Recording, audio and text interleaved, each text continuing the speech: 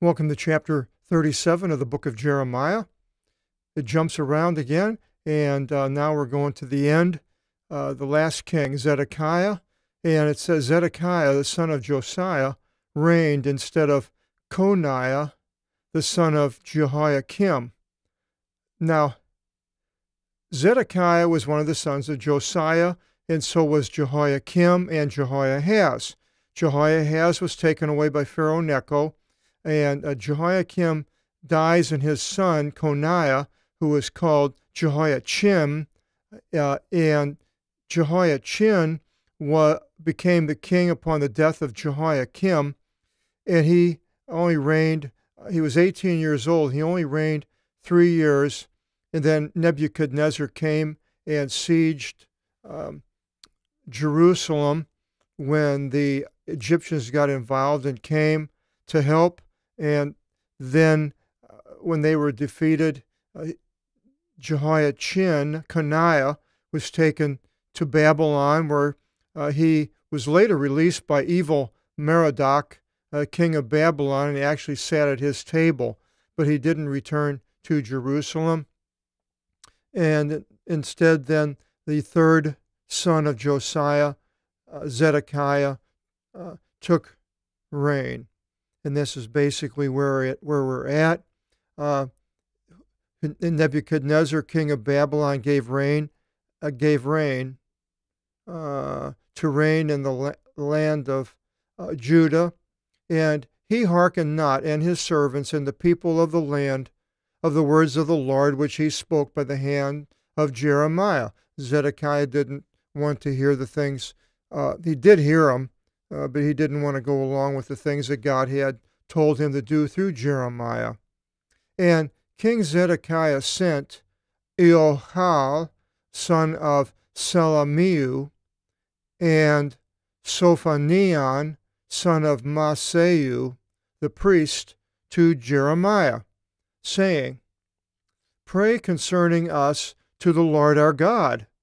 So he knew that Jeremiah was a holy man, because he sent these men, a priest and others, to have him pray for them.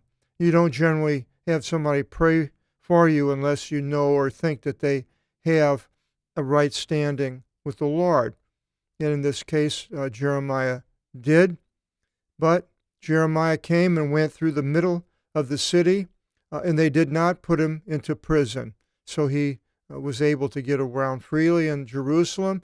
He lived outside in Anathoth, about 3 miles north. And the force of Pharaoh came from out of Egypt. So now Jehoiakim was probably thinking that these Egyptians were going to come and help and overthrow the Chaldeans, but it didn't turn out that way. It actually was the opposite. And the Chaldeans heard the report of them, and they ascended unto Jerusalem. And came to pass the word of the Lord to Jeremiah, saying, now, I'm not exactly sure if this is the second, or this is probably the last, when the second siege, when they came against Jerusalem, where Jerusalem will eventually fall. And came to pass the word of the Lord to Jeremiah, saying, thus said the Lord. Now we've got a change here, that the word of the Lord came to Jeremiah, another section, which stands pretty much on its own, although we know in time that was during Zedekiah. And it says, thus said the Lord, the God of Israel. And it's always the God of Israel. The God of Israel. Israel is a country today. He's still the God of Israel. He is also our God, Christians. Jesus Christ is God in the flesh. It came to earth to tell the ones there of who he was, and to redeem them, to bring them back into right standing, and to be the Redeemer when they stand in front of the judgment seat, to not be sent to Hades. And these things, Christ is our King. He's a king. God is the King. God is the God of Israel, but Jesus is a God to the believer, and I am one of them, and I'm sure you are too. Anyway, thus you shall say to the king of Judah, God says to Jeremiah, the one sending to you to inquire of me. Behold, the force of Pharaoh coming forth to you for help shall return into the land of Egypt, which did happen. Didn't help him at all. And the Chaldeans, the Babylonians, the Chaldea was actually the area south between the Mesopotamian river, the Babylon, the city, was part of. And the Chaldeans shall return themselves, and shall wage war against this city, and shall seize it, and shall burn it with fire. So apparently they haven't come yet. But we'll see here what happens with the Egyptians leave. For thus said the Lord, you should not undertake the thought in your souls, saying, the Chaldeans shall depart from us running. They're going to run away from us when they come. For in no way shall they depart. And if you should strike all the force of the Chaldeans waging war against you, and there should be left behind a certain amount having been stabbed or wounded, each and laying in his place, these shall rise up and shall burn this city by fire. It's going to happen, basically what God is saying. He has a purpose, and when his purpose is put, when his plan is put into purpose is put into plan, then it happens, and it will happen. And the men of Jerusalem yelled at Jesus when the people were calling him Hosanna, when he came into Jerusalem riding on the donkey. Hosanna, the one in the highest. Blessed is the one coming in the name of the Lord. And they said, quiet your people. Don't let them talk. Don't let them say that. And he says, if they didn't do that, the stones would cry out. So God's purpose basically is going to take place. His plan is going to happen, and he is in charge of all the things of the world. Man can't stop it. Adolf Hitler, terrible person in the Second World War.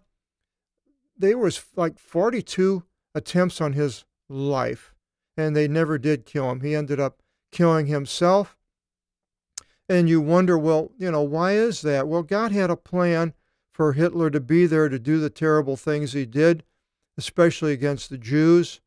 And then when it was all over and the smoke had set and the Jews were just torn up terribly, they started a return, aliyah, to the Holy Land, Israel. It wasn't Israel at the time, it was called Palestine. And God, now he had a plan. And this, now Israel has become a nation. And I believe in the future it's going to be a place where the beast is going to be, Babylon, the holy city, Jerusalem. That's my take. But God, nevertheless, will do what he has planned, and man really can't stop it. He laughs at the plans of men who think they have everything in control. There are a few things that could have happened in the Second World War that it would have changed right away. The German Luftwaffe Air Force attacked Britain. First, the British were pushed out of France, and they almost were all wiped out, except they were able to get across the English Channel with all these boats that came across from Dover to pick up all the troops at Dunkirk.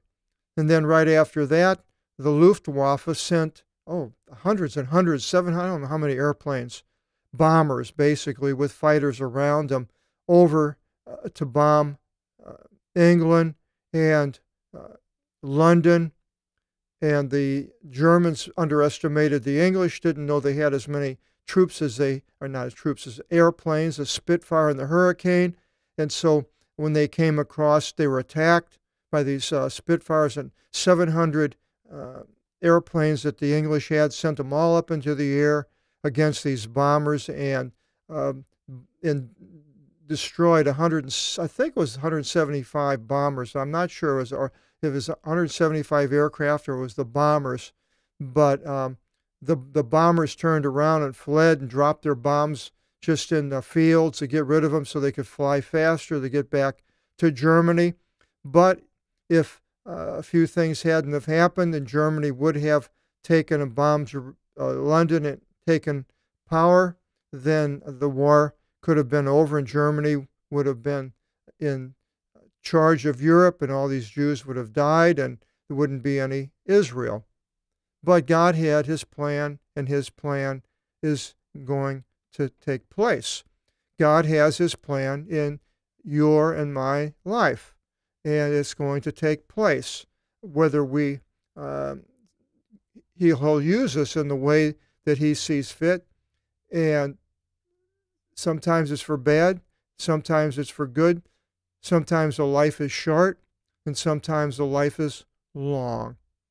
But it says if he doesn't accomplish, someplace in the Bible, if he doesn't accomplish his task with one person, then he'll find somebody else to do it, to get his task. Eventually, it would be accomplished.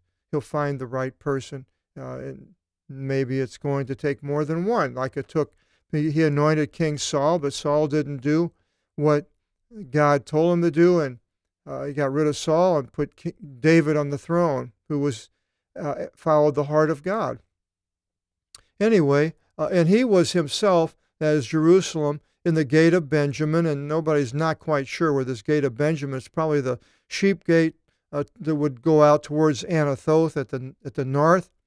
And there was a man there by whom he rested up, Jeremiah, Iraoias, son of Salamiu, son of Ananiu. Now, I'm not sure if that's the same Hananiah, the false prophet, or not, but it says he sees Jeremiah saying, you are fleeing to the Chaldeans, because he spoke against Israel and Judah to give up to the Chaldeans. So this man saying, you're fleeing to the Chaldeans. Jeremiah said, it's a lie. I am not fleeing unto the Chaldeans. But he, that is, that Erijah, did not listen to Jeremiah, him. And Erijah seized Jeremiah and brought him to the rulers. And the rulers were embittered over Jeremiah, and they struck him. Beat him, put stripes on his back, I'm not sure, but they struck him and sent him into the house of the prison of Ionathan the Grammateos, the scribe who was, I believe this was in the royal palace area, or this scribe. For this they made into the house of a prison. So now Jeremiah is put into this prison.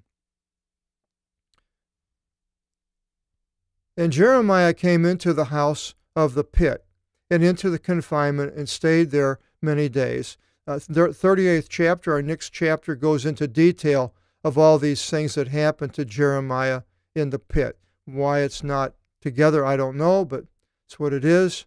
So we'll find out more about this terrible ordeal that Jeremiah had to go through. And God allowed him to be put into this pit. Whether it was a pit of mire, I'm not sure exactly how bad and what it was, but it was not someplace you would want to be. And Zedekiah sent and called him, and the king asked him secretly and said to him, is there a word from the Lord?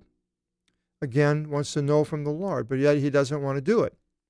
And he, Jeremiah, said, it is into the hands of the king of Babylon you shall be delivered up.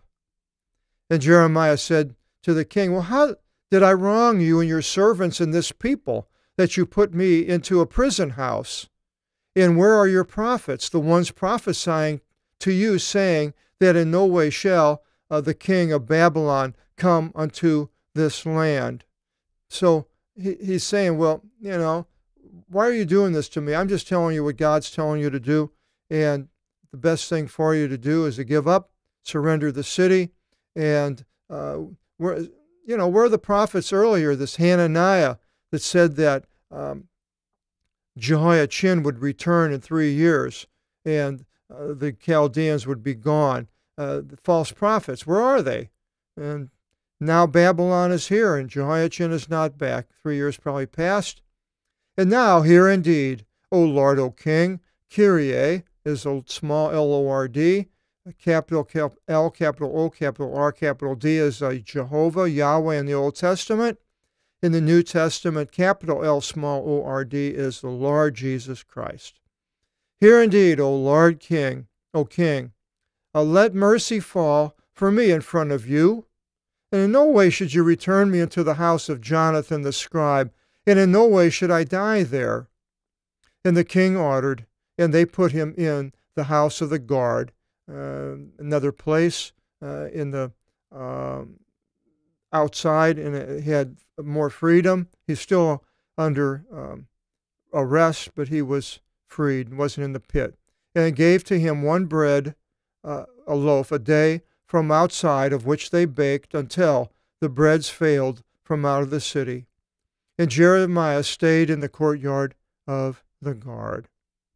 So Jeremiah is now in the courtyard of the guard, but we'll find out what all happened during that period of time that he was in the pit. Terrible things, but we'll go through it in the next video, and I hope you'll join us, chapter 38, and God bless.